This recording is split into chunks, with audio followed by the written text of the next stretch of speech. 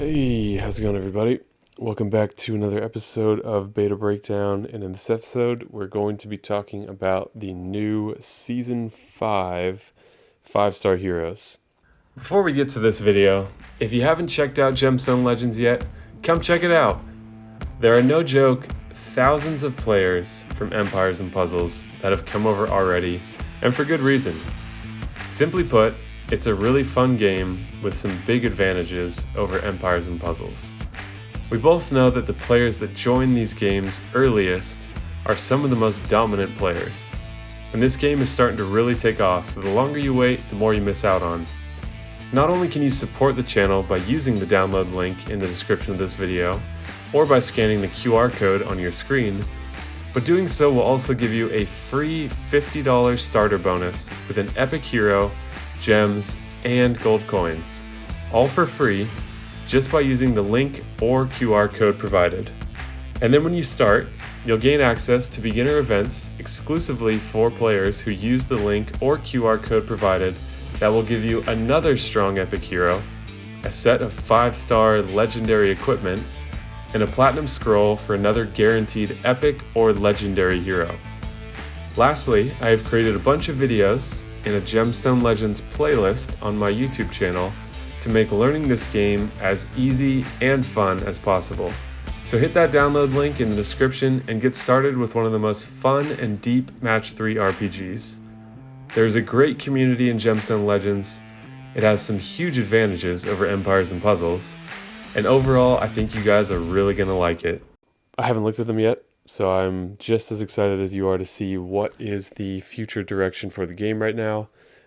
Keep in mind that this is beta only, and that these things are very likely to change, though we know from what we've seen in the past, the increase in power will probably be quite high. So yeah, let's dive in and take a look at this. Again, I'm just looking at this now for the first time as well, so I'll be figuring out some of it as we go along here. It says there are a total of 17 new heroes added to beta. The names are written there. There will be 2 families for Season 5, which is interesting. Usually it's a single family bonus. I think my understanding of that would be it forces you, if you want to capitalize on these, to get more members from those families. Whereas if you just have Season 4 heroes, anyone in that season works. However, say, exaggerate it, say there were 10 families, it would be a lot harder to use that family bonus unless you were drawing a lot. So that sort of makes sense for what we've seen from them in the past. Interesting. Heroes become stronger when teamed with other unique heroes of the same family. Bonus for 1 and 2 heroes. 10 or 20% chance to make a cast... That doesn't make sense. 10 to 20% chance to make a cast minus 35% accuracy for 3 turns and X burn damage over 3 turns on an enemy who deals special skill damage to this character. Okay, so we can see already that ailment protection is going to be really good. Potentially even heroes that resist blind, but not quite as much. Special skill. If the enemy's special skill defeats this character, the chance is 50 or 100%. So there, you got to be kind of careful of the kills. 153 burn damage over 3 turns. That's really good. 20% is pretty minor, but blind and dot damage. Wow, that's pretty good. Okay. Moon family. 10 and 20% chance to make a cast minus 24% defense for 3 turns and X water damage over 3 turns. So obviously having both of these families together on defense will be very strong. So be prepared to see a defensive meta shift, because why would you not want to capitalize on this if you could? 153. So, okay. That clears up the family bonus. So here we have 5-star heroes. I'm going to cover the 4 stars and 3 stars if there are any in a future video. So I looked at that one hero because this is going to be a lot to cover. So let's start with these. This was the only one I looked at and only read half of it, I think. So Attack 768, defense 801, HP 1505. We have a Dark Ranger, Moon Family, average speed. Passive effect on special skill, 60% chance to perform the following actions when this character casts their special skill. Deals 70% damage to all enemies. All enemies get minus 24% mana generation for 3 turns. Damn, that's a lot of... Like these, the family bonus and these passives are a lot of effects in and of themselves, let alone the overall effect of the special skill itself. Deals 260 to the target and nearby, so we know there are hit 3s that are much stronger. Summons a Bomb Scarab Fiend for the target. 38% attack every turn. Absorbs healing equal to 24%. Bomb Scarab Fiend explodes after 3 turns, dealing 300 damage to its target and minor to nearby. Okay, so not the best Fiend. There's no effect tied to it. The damage is lower than it is for others. The health stealing is lower, and it explodes. So if you're not absorbing the healing, but I guess you're dealing just about equivalent damage. So maybe that's like a new twist on fiends, where normally you want a fiend to be there until they heal and try to remove it because you're absorbing the heal. But if you're fighting a team with no healer, then that never happens. So this is like, well, if they heal anytime in 3 turns, you'll steal that.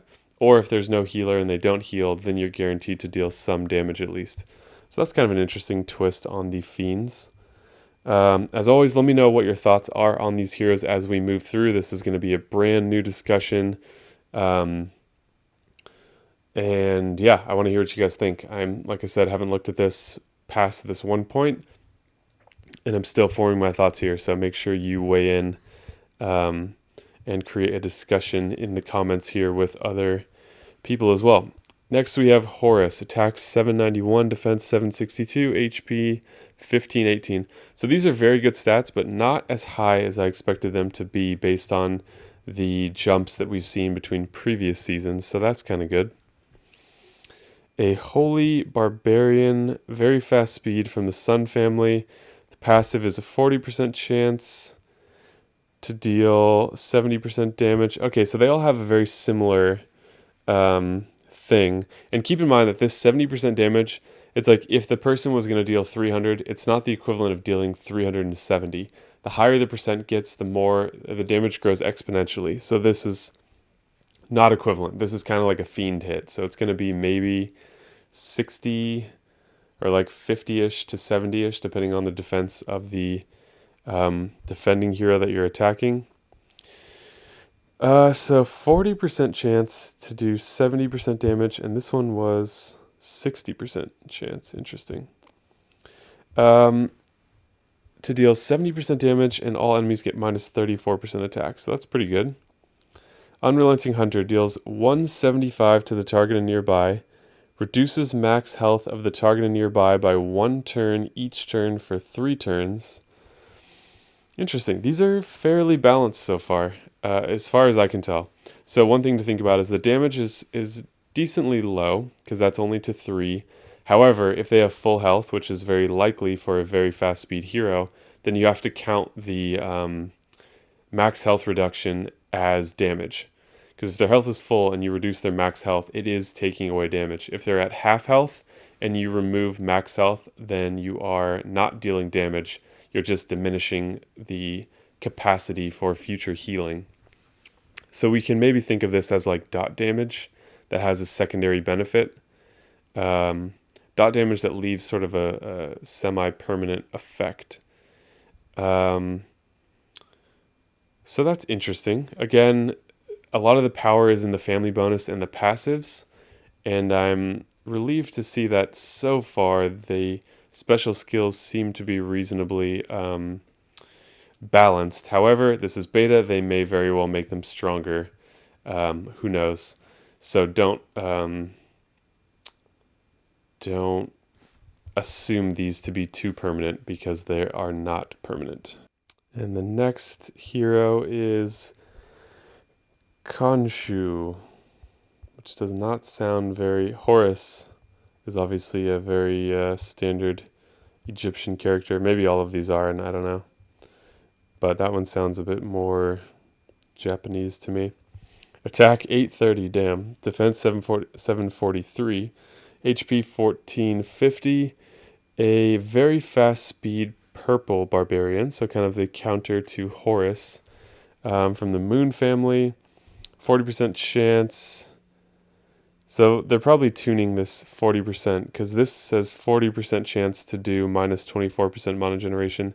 Maybe because maybe when the speed is faster. No, because that's 70%. And that's 70. No, excuse me. That's 40. That's 60. So maybe the chance for the passive to trigger is affected by the hero's speed, which would make sense. So far, both very fast heroes have had a 40% chance to do this effect. So minus 24% mana generation. Ooh, that's kind of cool.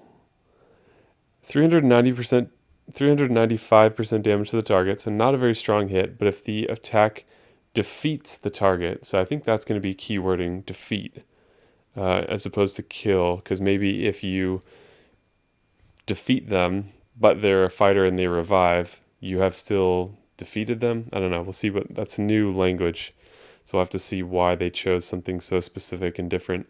Caster gains plus 100% mana, so that's kind of cool, though it's kind of a weak hit.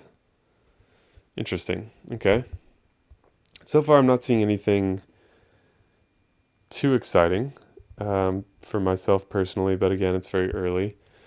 Okay, so attack 780, defense 788, HP 1487, average speed Holy Druid, and now that we're average speed again, we can see the passive is a 60% chance, so they are fairly consistent, and it does seem to be reducing the chance of the passive triggering based on the mana speed being faster. So maybe we'll see a slow hero with an 80% chance or something like that. I can already see this hero being good because the passive is quite good. Boosts health of all allies by 10%. Boosted health can exceed max HP, as we already know. All allies gain a small amount of mana. Special skill. Summon Sand Golems. Sand Golem minion has 14% HP and... Oh, it's minions. 14% HP and 18% attack inherited from the caster. Each time the Sand Golem minion is attacked by normal attacks or special skills, the attacker gets the following status ailment. 282 sand over 3 turns. All allies get plus 30% defense. Okay, so really good passive, but I don't love this effect. I mean, it's kind of like an average speed, very small healer. And if you attack a hero that has this minion on it, then you will take this ailment, and the allies get a defensive boost. So there's a lot of ways around that. Again, like I said before, ailment protection is going to be a very valuable skill going forward in the game. So make sure you're prioritizing those heroes, or at least have one of them with emblems, because you can see where the game is going. This is the exact wording on the card. Once the staff fixes this, I will update. The minions are summoned to all allies. Okay. All right, next up, attack 788, defense 768, HP 1505, a slow red monk, sun family, 70% chance to deal 70% damage, and all enemies receive 234 sand over 3 turns. So that's quite good. Normally that would be a part of a special skill, and now it's completely extra. Deals 350% damage to the target. The attack chains through all enemies who are adjacent to a hit enemy. Damn. The target gets minus 41% defense against fire, and a further 4% decrease every time they're hit during 4 turns. So a new Titan hero has entered the chat.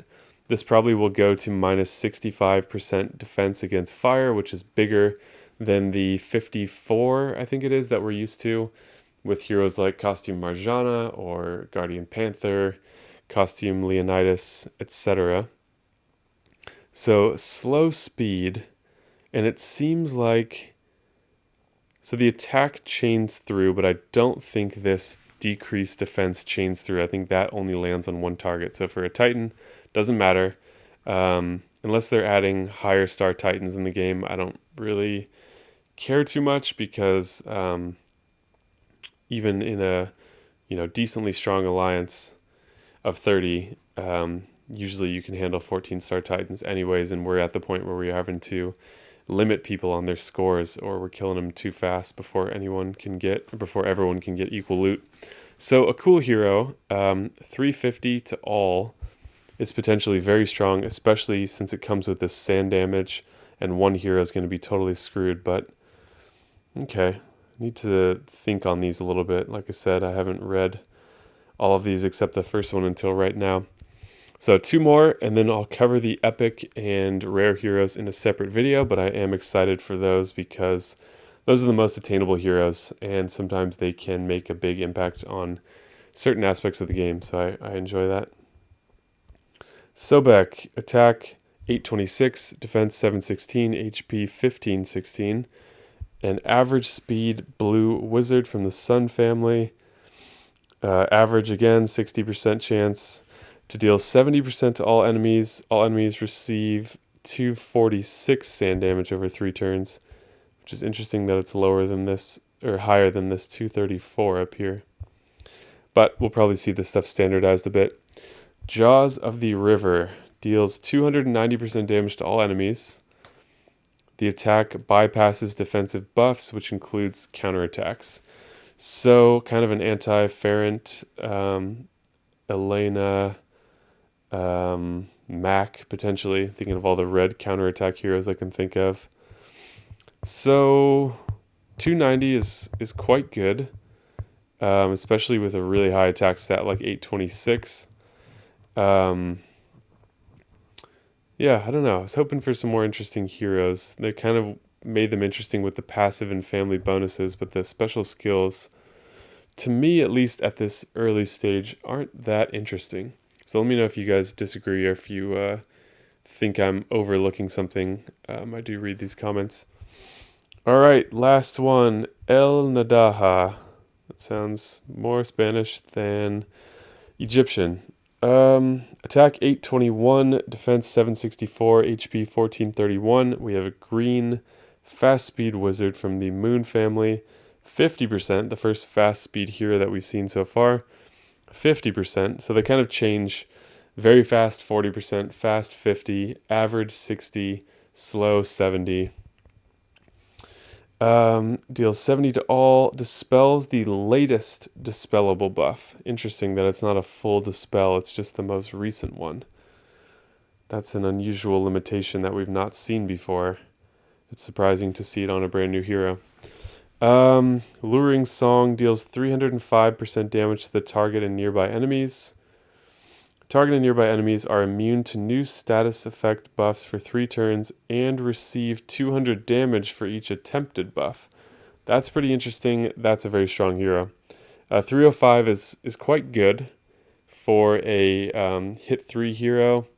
Blocking buffs is a nice benefit, and then being able to deal damage 200 is pretty significant.